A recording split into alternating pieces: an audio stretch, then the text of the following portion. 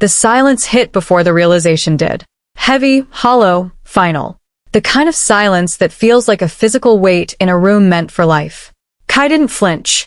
He watched the monitor's jagged green line turn into a flat, mocking horizon. Nobody moved. Not the attending physician. Not the two armed guards at the door. Not a single soul in that sterile room spoke, because nobody disconnects the founding dawn of the city in broad daylight. Nobody does that. And yet, the medical chart was scattered across the floor, swatted away by a hand covered in ink and cold intent. Kai was already adjusting his watch, his expression as frozen as the man in the bed, as if he hadn't just ended an era. Hey besties. Welcome to Clemency Love Stories. If you're ready to see a corporate bully get what's coming to him, hit that subscribe button. Let us know where you're watching from. Is it morning or night for you? Now let's get back to the takedown. That's when the heavy swinging doors at the end of the unit creaked open. No polished shoes, no gold rings, no threats, just the rattle of a plastic tray.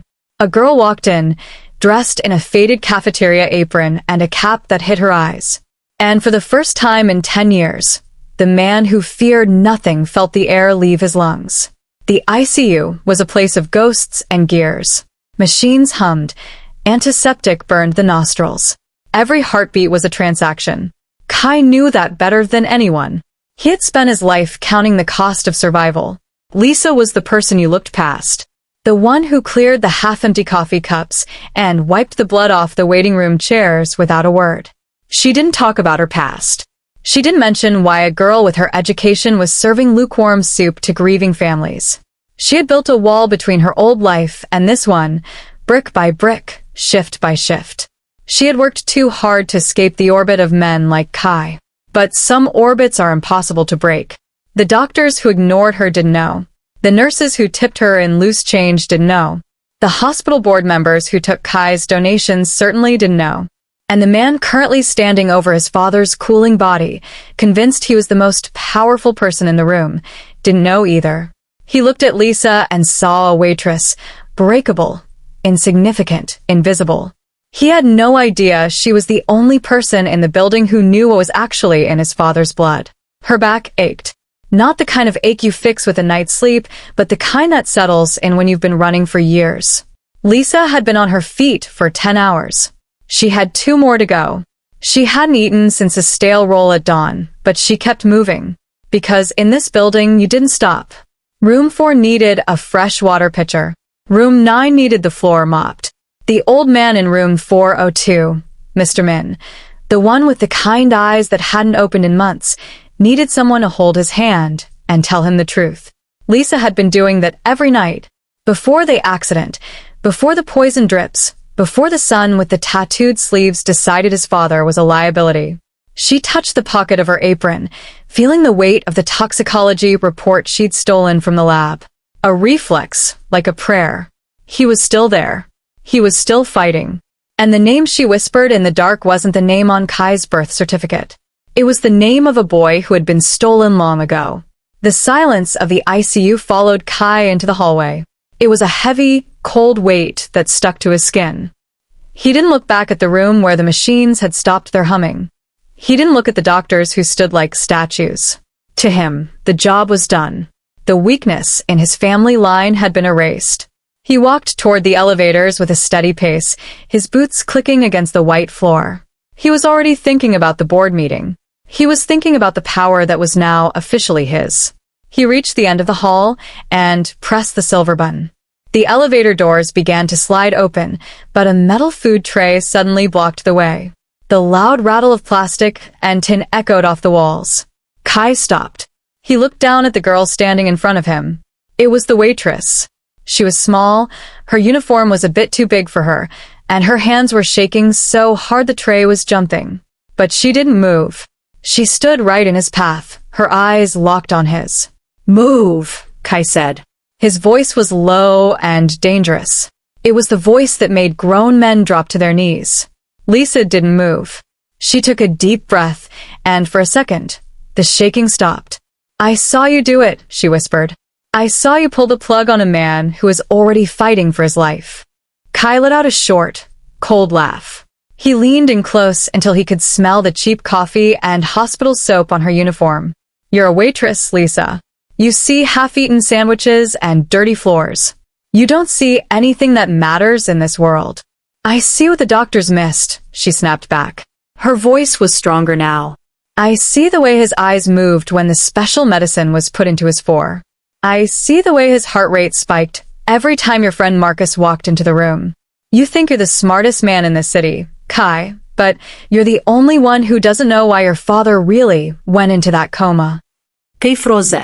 His hand, covered in dark tattoos, gripped the edge of the elevator door. He looked at her properly for the first time. She wasn't just a girl from the cafeteria. There was something in her gaze, a spark of iron that didn't belong in a place like this. What are you talking about? He demanded. Lisa reached into the deep pocket of her apron. She pulled out a small, clear glass vial. It was empty, but the label was torn. This wasn't on the hospital's list. I found it in the trash in his room 3 nights ago. I've lived in the shadows of people like you my whole life, Kai. I know what poison looks like. Your father isn't dying because he's old or tired. He's dying because someone you trust is making sure he never wakes up. The hallways seemed to grow darker. The air became thin. Kai looked at the vial, then back at the closed doors of the ICU. A sudden, sharp feeling of doubt cut through his chest. He had spent weeks being told by Marcus that his father was gone, that the brain damage was too much, that it was time to lead. He had trusted the words of his mentor. Why tell me this now? Kai asked, his voice barely a whisper. I just pulled a plug. It's over. Lisa stepped closer, her face inches from his. Because you're a fool, but you're not a murderer. Not yet. The monitors are flat, but the heart takes a minute to realize it's finished. If you leave now, you're the man they wanted you to be. But if you go back in there, you might find out that the man in that bed was the only person who ever kept you safe from the snakes in your own house. She shoved the vial into his hand. It was cold against his palm. Kai looked at the elevator, then back at the long, white hallway. The Heartless boss felt a strange, burning heat behind his eyes. For the first time in his life, he didn't know what to do next.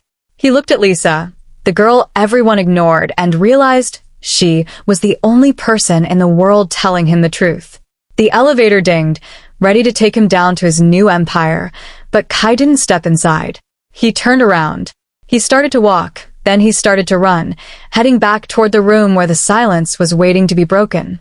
Kai didn't stop until he was back inside the room. The doctors were already covering Min's face with a thin white sheet. The flat line on the screen was still making that long, lonely sound. Kai didn't say a word. He simply shoved the doctor aside and grabbed the power cord. With a rough jerk, he plugged the machine back in. The screen flickered to life. The flat line was still there, but the machine began to puff air back into his father's lungs.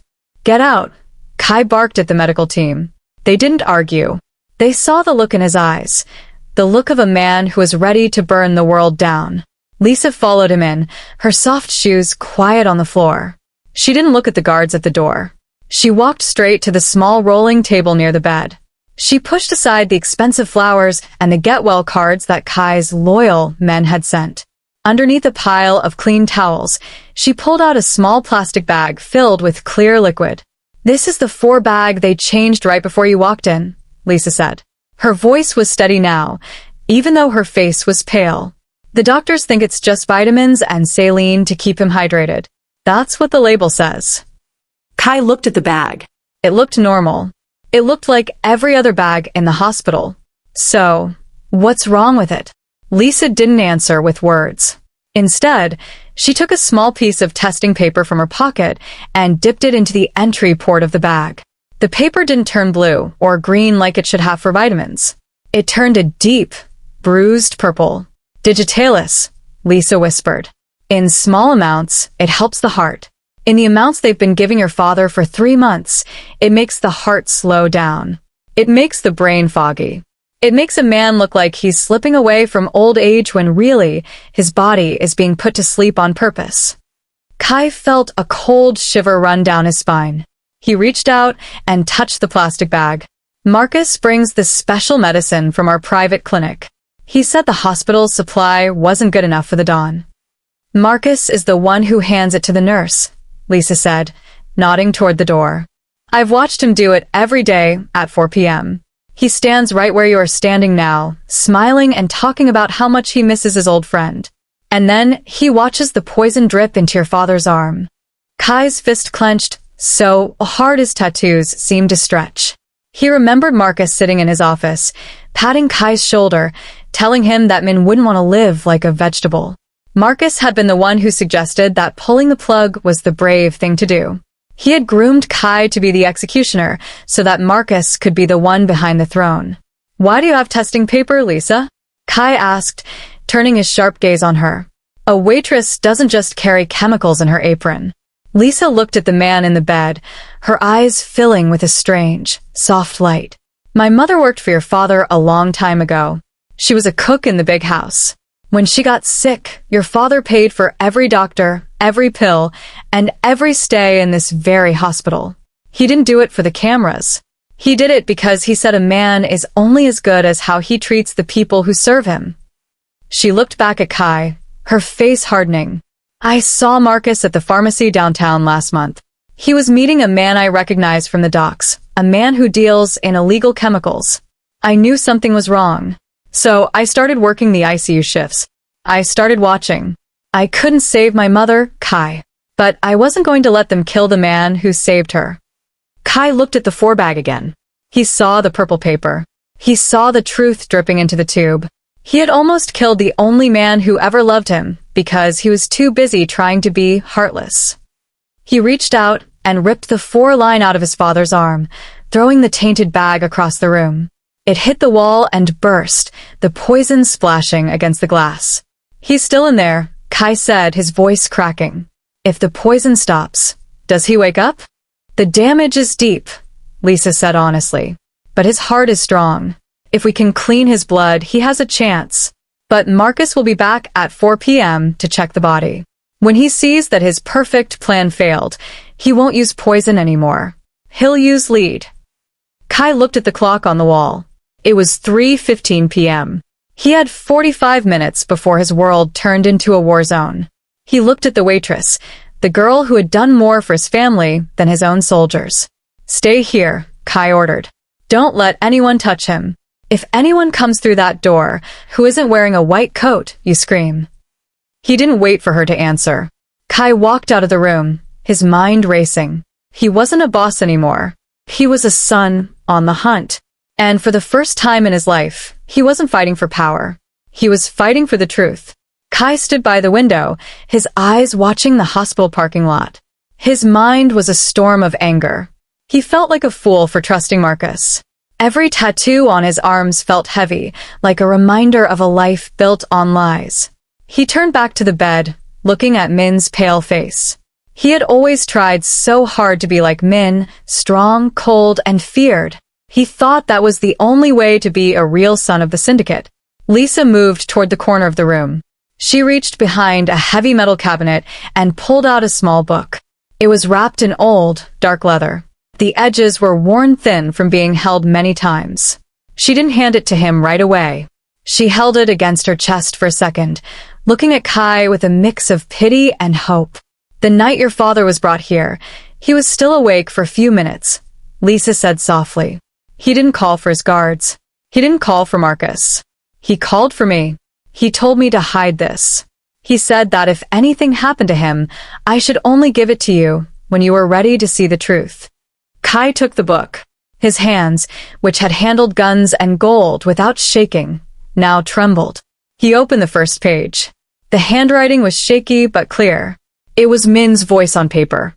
Kai began to read, and the world he thought he knew started to fall apart. The journal didn't talk about bank accounts or territory. It talked about a night 25 years ago. It talked about a rival gang that had wiped out a small, honest family in the middle of the night. Min had arrived too late to save the parents, but he had found a baby hiding in a cupboard. That baby was Kai. You aren't his blood, Kai, Lisa said, watching his face.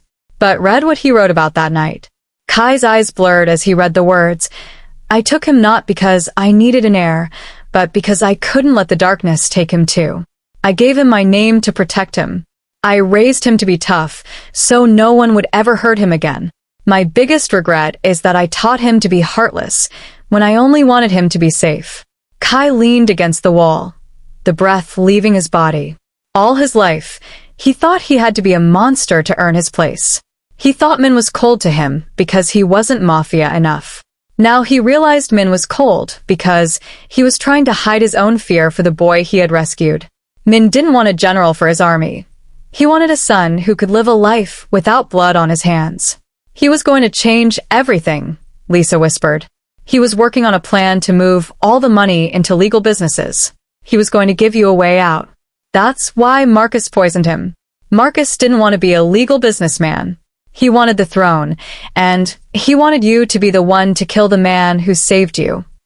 Kai looked down at the journal. He saw a small, tucked-away photo of himself as a young boy, standing next to a much younger Min. In the photo, Min wasn't scowling. He had a small, proud smile on his face as he looked down at the boy.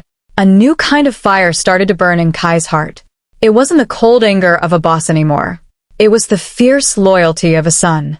He realized that Min hadn't lied to him to use him. He had lied to save him.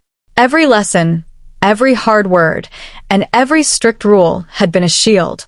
Kai closed the book and tucked it into his waistband. He looked at the clock. The minutes were ticking away. Marcus would be coming soon, expecting to find a dead man and a grieving, broken successor. Instead, he was going to find a man who finally knew who he was. He chose me, Kai said, his voice cracking but strong. He chose me to be his son. And now you have to choose him, Lisa replied. Kai looked at the door. He could hear the faint sound of heavy footsteps coming down the hall.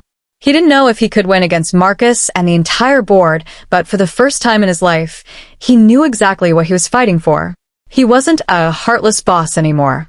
He was the protector of the man who had given him a life he was never supposed to have. He reached out and squeezed his father's hand, feeling a tiny, faint pulse against his thumb. It was enough.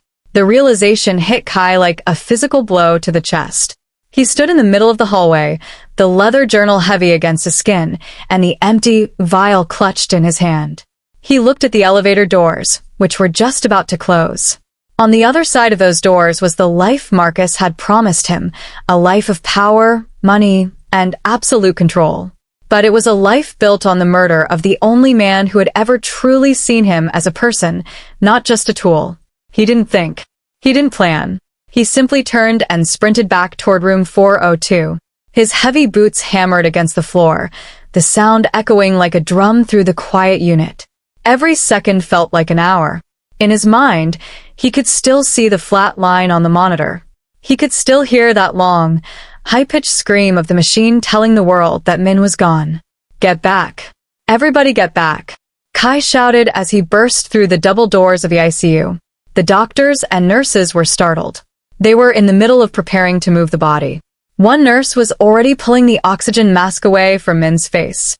Kai reached her in 3 long strides and grabbed her wrist. He didn't hurt her, but his grip was like iron. Put it back, Kai ordered. His chest was heaving, his eyes wide and desperate. Put everything back. Start his heart. Now. Sir, you pulled the plug yourself, the head doctor said, stepping forward with his hands raised. The brain has been without help for too long. There is nothing left to do. Kai grabbed the front of the doctor's white coat. He didn't see a medical professional. He saw the seconds of his father's life ticking away. I was wrong. I was lied to. He was poisoned. If you don't start that machine right now, I will find someone who can. Lisa was already there, pushing the crash cart toward the bed. She didn't wait for the doctors to agree. She knew the truth. She looked at Kai, and for a split second, they shared a look of total understanding. She was the one who reached over and flipped the power switch on the ventilator. The machine gasped, forcing air back into Min's lungs with a mechanical hiss. Clear, the doctor shouted, finally moving into action as the reality of the situation took over. The paddles hit Min's chest with a muffled thud. The old man's body jumped under the sheets, but the monitor stayed flat. Kai stood at the foot of the bed, his hands white from gripping the metal rail. He wasn't the heartless boss anymore. He was a boy watching his father slip away into the dark. Again, Kai yelled when the line didn't move. The doctor shook his head. It's been over 3 minutes, Kai. The heart is too tired from the digitalis. It's not going to happen. Do it again. Kai's voice cracked. He leaned over his father, his face inches from the man who had rescued him from a cupboard 25 years ago. Don't you dare leave me with these snakes, Min. You said you raised me to be tough. Prove it. Fight. The doctor charged the paddles one more time. The sound of the machine whining as it gained power was the only thing Kai could hear. He reached out and grabbed Min's hand. It was cold, but he squeezed it as if he could force his own life into his father's veins. Clear. The thud was louder this time. For a heartbeat, there was nothing but the sound of the ventilator. Then, a tiny, jagged spike appeared on the screen. It was small. It was weak. But then came another. And another. Beep, beep, beep. The sound was the most beautiful music Kai had ever heard. He slumped against the bed rail, the air finally rushing back into his own lungs. Tears he hadn't felt in years stung his eyes, but he wiped them away before anyone could see. He's back, Lisa whispered, her hand over her mouth. Kai looked at the clock. It was 3:30 p.m. He had won the race against the flatline, but the real war was just beginning. Marcus would be arriving in 30 minutes. Kai looked at the doctors, then at the guards who were watching from the door. He knew he couldn't trust anyone in this building except the girl in the apron. He reached into his waistband and felt the journal. He knew what he had to do. He had saved Min's heart, but now he had to save his life. He turned to the head doctor, his voice turning back into the cold, sharp blade of a leader. Lock this floor, Kai commanded. Nobody comes in. If Marcus shows up, tell him the body is being prepared. Do not tell him the heart is beating. Do you understand? The doctor nodded quickly, terrified by the change in Kai's energy. Kai looked back at Min. The old man was still unconscious, but his chest was moving. He was alive. The Heartless boss was gone, replaced by a son who finally knew the price of his name. He had won the race, but now he had to finish the fight. The clock on the wall felt like a ticking bomb. Kai stood by the door of the ICU, his eyes fixed on the long hallway. He could see the shadows of people moving at the far end, near the elevators. He knew that Marcus was a man of habit. He would arrive exactly at 4 p.m., wearing a black suit and a fake look of sadness. He would expect to see Kai crying over a dead father. He would expect to be crowned the new king of the city. Kai looked back at Lisa. She was checking the monitors, her face determined. She was the only one who hadn't run away when things got dangerous. He's coming, Kai said. His voice was like a cold wind. You need to hide. I'm not leaving him, Lisa replied. She gripped the edge of Min's bed. I've spent months being invisible. I can stay invisible a little longer. Just then, the elevator at the end of the hall dinged. The door slid open with a soft hiss. Marcus stepped out. He wasn't alone. He had 4 of his personal guards with him. Men Kai had grown up with, men he thought were his brothers. They weren't wearing hospital badges. They were wearing heavy jackets that hid the shape of their weapons. Marcus walked down the hall with a smile that didn't reach his eyes. He stopped when he saw Kai standing in the middle of the corridor. He noticed that Kai wasn't wearing his jacket. He noticed the dark tattoos on Kai's arms were visible, and he noticed that Kai's hand was resting on the leather journal tucked into his belt. Kai, my boy, Marcus said, spreading his arms wide. Why are you still here? The doctors said it was over. You should be at the office, taking your rightful place.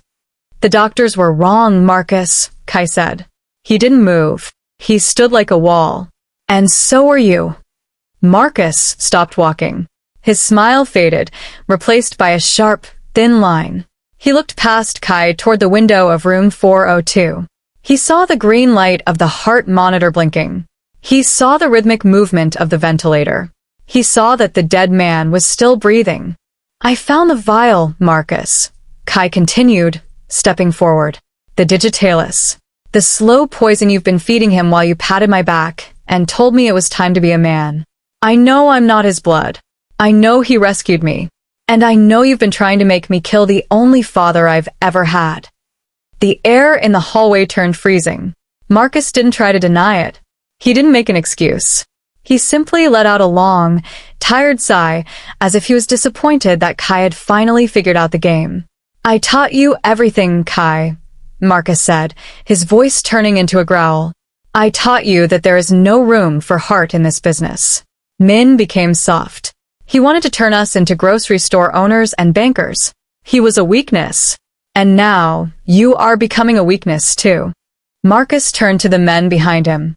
He didn't look back at Kai. "Clear the wing," he commanded. No witnesses. No doctors. And especially no more heartbeats in that room. The guards reached into their jackets. The sound of metal clicking filled the hall.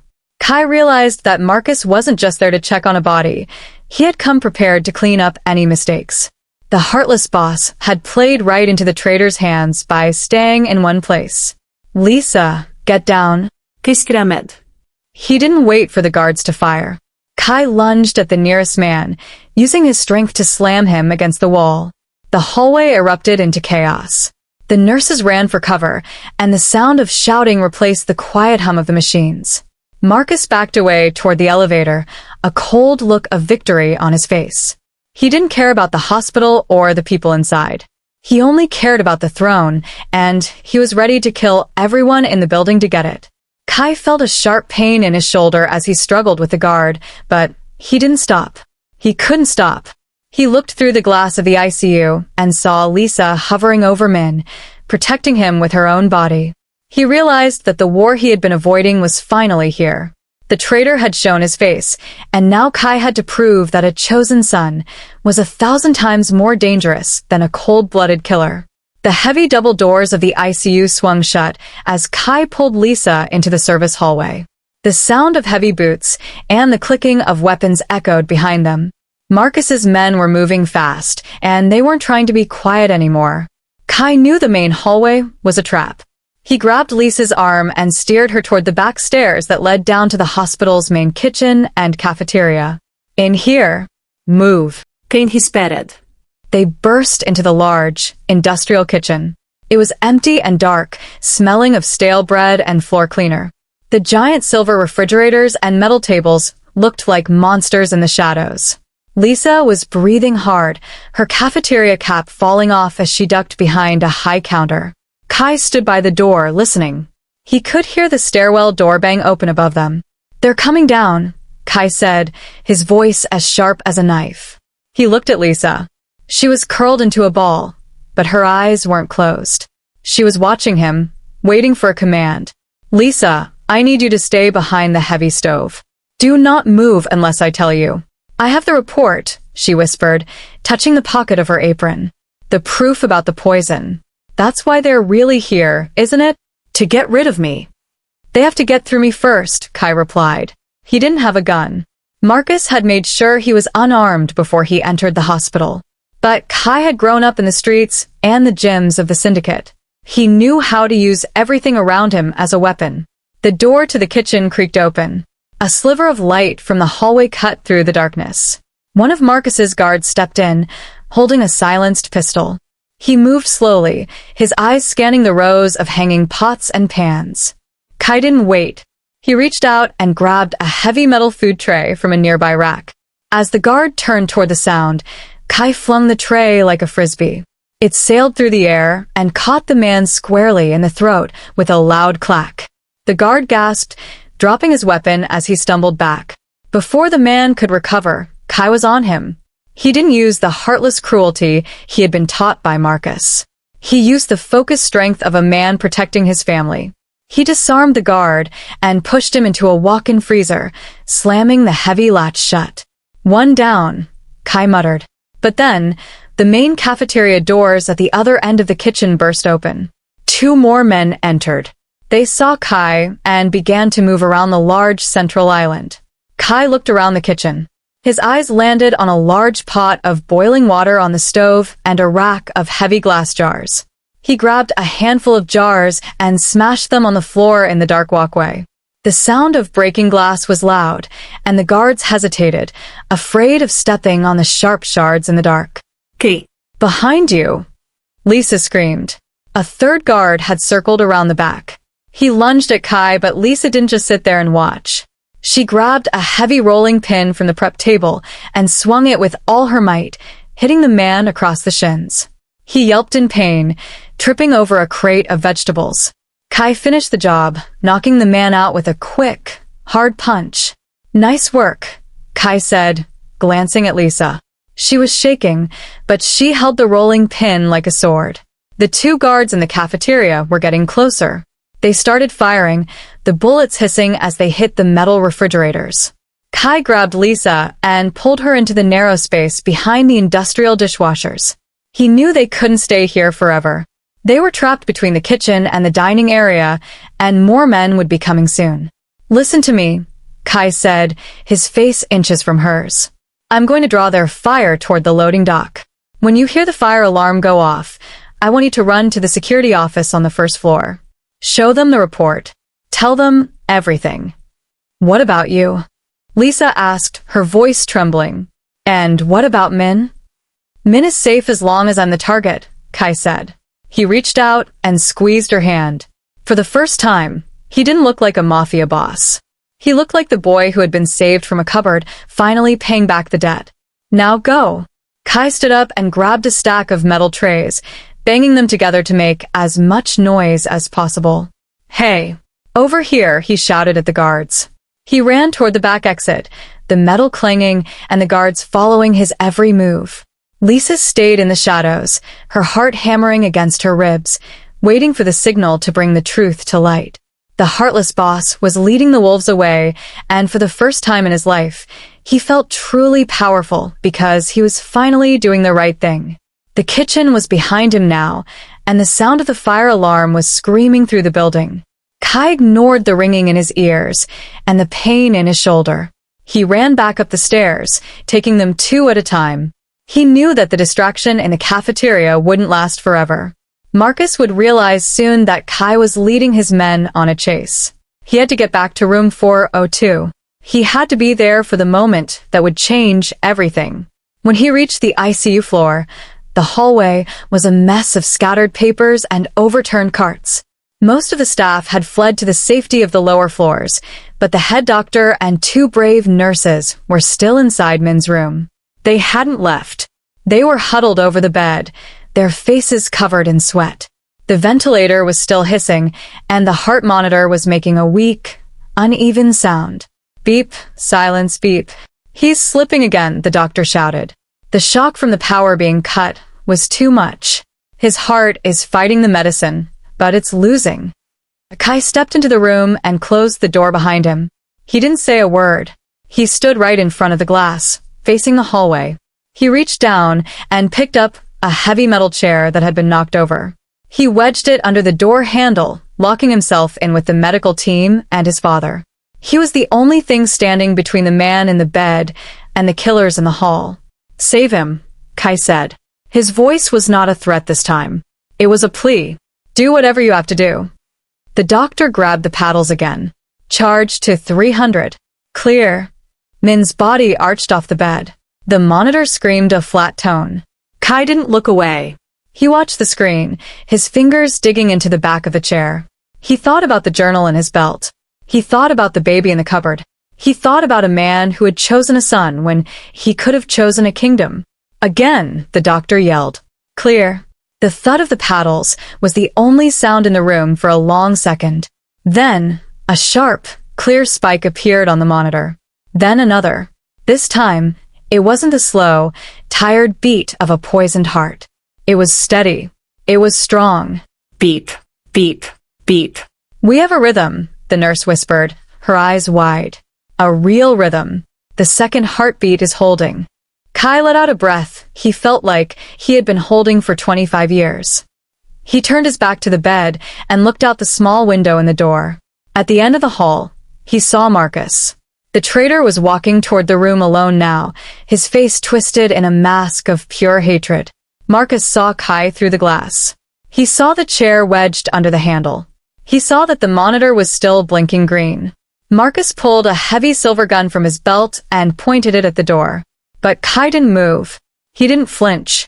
He stood perfectly still, his large, tattooed frame blocking the view of the bed. He was no longer a mafia boss waiting for an inheritance. He was a guard standing watch over his father. "You can't get in here, Marcus," Kai shouted through the glass. "The truth is already out. Lisa is with security. The police are on their way. It's over." Marcus fired a shot. The glass of the door cracked, webbed like a spider's home, but it didn't shatter. Kai didn't move an inch.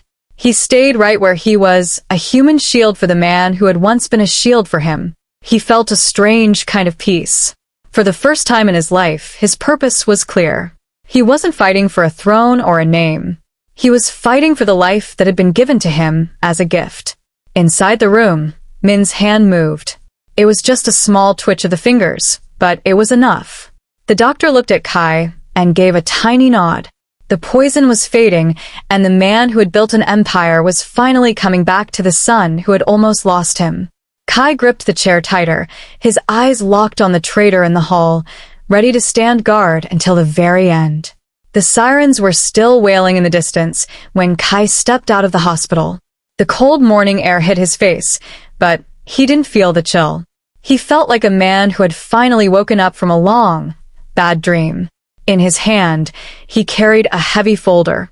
It contained Lisa's toxicology reports, the stolen vials of poison, and the leather journal that proved his true history. He didn't take his usual black car. He took a plane taxi to the stone building downtown where the syndicate board was waiting. Inside the top-floor meeting room, the air was thick with cigar smoke and nervous whispers. 12 men sat around a long oak table. These were the men who decided who lived and who died in the city. Marcus was there, sitting at the head of the table, already acting like the boss. He looked up when Kai walked in, his eyes widening in shock. He thought Kai was still trapped at the hospital or running from the police.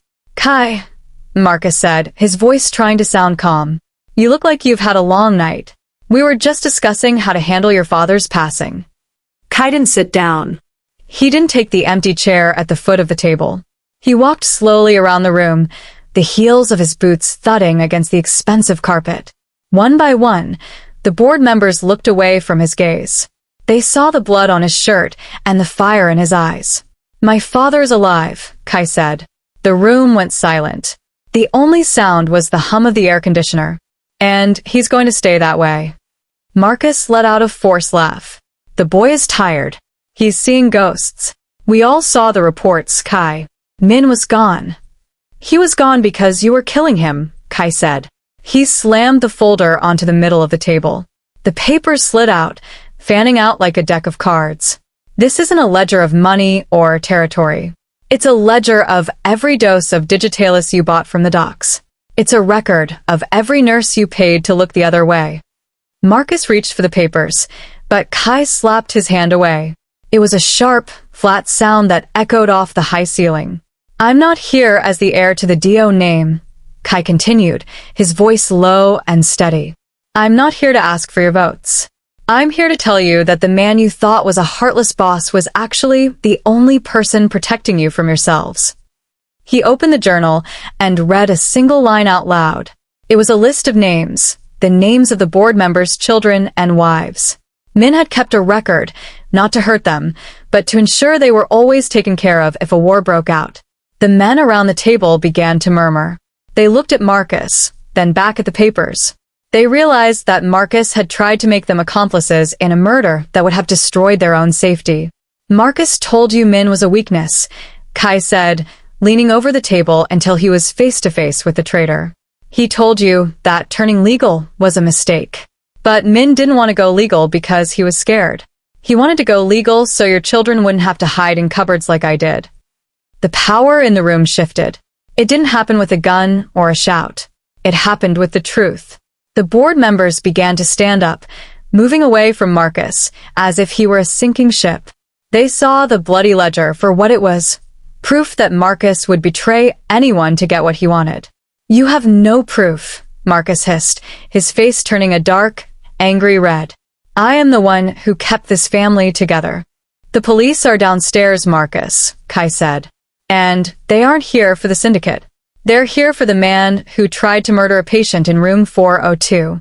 Lisa gave them everything. The doctors gave them the rest." Two men from the back of the room, the board's own security, stepped forward. They didn't look at Kai for orders. They looked at the evidence. They grabbed Marcus by the arms and pulled him out of the chair. Marcus fought and cursed, but he was finished. He had tried to build a kingdom on a lie, and the truth had crushed it in a single hour. When the room was empty of traitors, Kai stood alone at the window. He looked out at the city he was supposed to rule. He reached into his belt and touched the journal one last time. He knew what he had to do. He wasn't going to take the throne. He was going to finish his father's work and burn it down. He left the room without looking back, leaving the bloody ledger on the table as a reminder of the price of betrayal. He was a son, not a boss, and that was all the power he ever needed. The hospital room was quiet, but it was a different kind of quiet now. It was no longer the cold, scary silence of a tomb. Sunlight streamed through the window, making the pale blue walls look bright and warm. The constant beep beep beep of the heart monitor felt like a steady drum keeping time for a new beginning. Kai sat by the bed, his large frame hunched over as he watched his father's face. He wasn't looking at a boss or a don. He was just looking at a man who had survived. Min's eyes fluttered. It was a slow, difficult movement, but then they opened. They weren't cloudy or confused like before. They were clear. He looked at the ceiling, then at the 4-line in his arm, and finally at Kai. For a long moment, nobody spoke. Then, Min reached out a shaky hand and touched the dark ink on Kai's forearm. "You stayed," Min whispered. His voice was scratchy and thin, like old paper, but it was the strongest sound Kai had ever heard. "I'm not going anywhere, Dad," Kai said.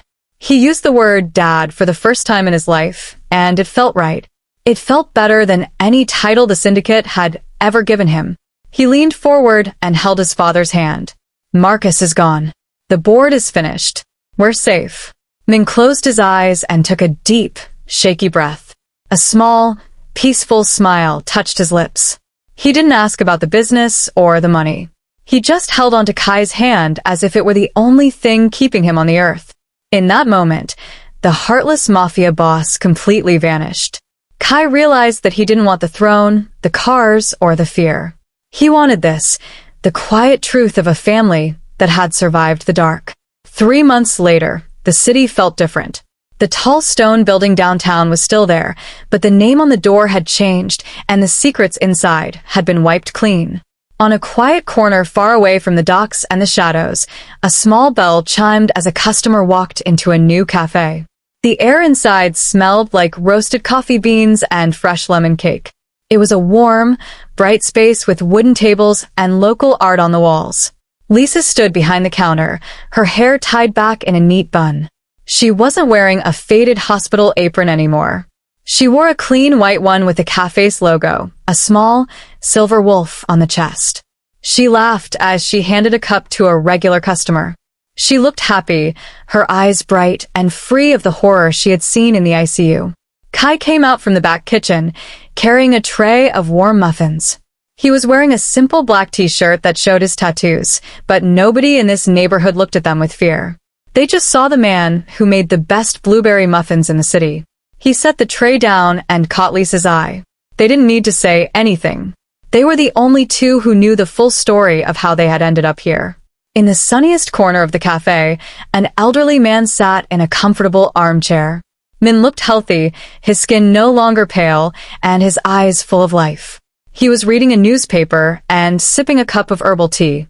He looked like any other grandfather enjoying his morning, and that was the greatest victory of all. He looked up and waved Kai over. "This is better than the big house, Kai," Min said, gesturing to the busy, happy room. "There's no poison here. Just sugar." Kai laughed and squeezed his father's shoulder. "And hard work, Dad. Don't forget the hard work." As Kai went back to the counter, he noticed a small jar sitting next to the cash register. It was labeled the waiter's tip. Every cent that went into that jar didn't go to the staff. It went to a fund for the hospital workers who had stood by them in room 402. It was a small way to remember that even in a world full of heartless people, there were always those who would risk everything to do what was right. Kai looked out the front window at the people walking by in the sun. He had left the Mafia life behind, trading his guns for a coffee press and his fear for peace. He wasn't a chosen son, hiding in a cupboard anymore. He was a man who had built a life with his own 2 hands, alongside the father who had saved him and the girl who had revealed the truth. As the bell on the door chimed again, Kai smiled and stepped forward to welcome the next guest. He finally knew what it meant to be powerful, and it had nothing to do with being heartless. If this story resonated with you, if you've ever felt small or worthless or forgotten, I want you to know something. You're not alone, and you're stronger than you think. If you enjoyed this journey with me, please hit that like button. It helps more people find these stories. People who need to hear them. Drop a comment below and tell me, have you ever had a moment where you'd stood up for yourself? Where you finally said enough? I read every single comment, and I love hearing your stories. And if you want more stories about survival, strength, and second chances, subscribe to the channel and turn on notifications. I share new stories every week.